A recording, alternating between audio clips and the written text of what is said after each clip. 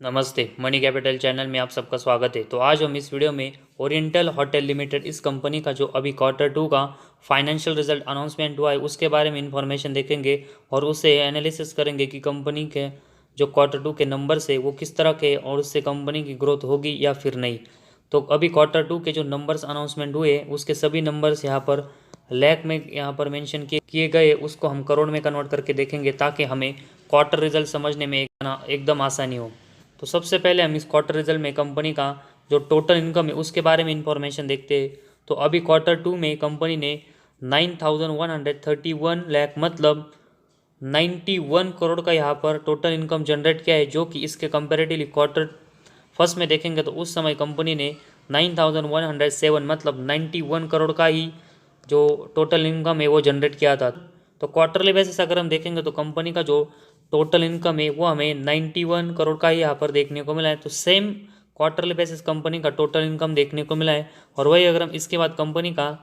Year और year base performance देखेंगे तो टोटल इनकम में हमें इसमें पिछले साल के Q2 में कंपनी ने 53 करोड़ का जो टोटल इनकम है वो जनरेट किया था, जो कि अभी ये बढ़कर 91 करोड़ के आसपास गया है। तो ईयर और ईयर बेस में देखेंगे तो कंपनी का जो टोटल इनकम है उसमें कंपनी ने बहुत ही शानदार ग्रोथ की है। तो ईयर और ईयर बेस में कंपनी का जो टोटल इनकम हमें ग्रोथ देखने को मिली, इसकी वजह से कंपनी का नेट प्रॉफिट और ईपीएस है इसमें भी हमें कंपनी यहाँ पर अच्छा परफॉर्मेंस करते हुए देखने को मिल सकती है।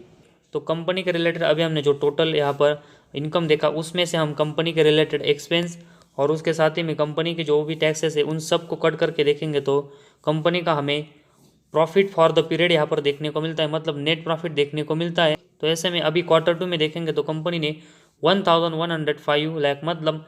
11 करोड़ का नेट प्रॉफिट इस Q2 में जनरेट किया है, जो कि क्वार्टर फर्स्ट में देखेंगे तो कंपनी ने उस समय भी 1,145 मतलब 11 करोड़ का ही नेट प्रॉफिट जनरेट किया था। तो क्वार्टरली बेसिस कंपनी का जो नेट प्रॉफिट है वो हमें उतना ही यहाँ पर कंपनी मेंटेन करते हुए देखने को मिली है। तो एक अच्छी बात हमें कंपनी के परफॉर्मेंस के लिए देखने को मिली। और वही अगर हम पिछले साल के Q2 में देखेंगे तो उस समय कंपनी का जो नेट प्रॉफिट है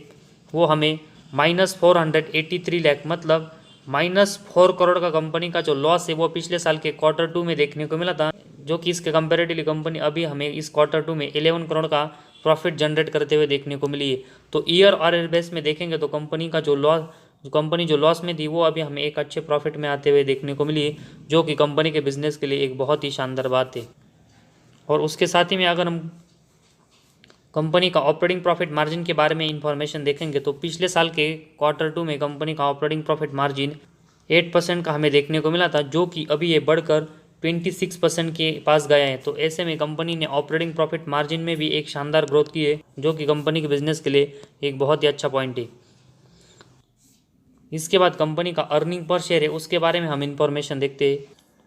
तो अभी हम कंपनी का ईपीएस देखेंगे तो अभी Q2 में कंपनी ने 0.45 का जो ईपीएस है वो यहाँ पर जनरेट किया है, जो कि इसके कंपेरेटिवली क्वार्टर फर्स्ट में कंपनी ने 0.56 का जो ईपीएस है वो जनरेट किया था। तो एक मामूली जो ड्रॉप है वो कंपनी के क्वार्टरली बेसिस ईपीएस में हुआ है। लेकिन अगर हम ईयर और ईयर बेस में कंपनी का ईपीएस का कंपेरिजन करके देखेंगे तो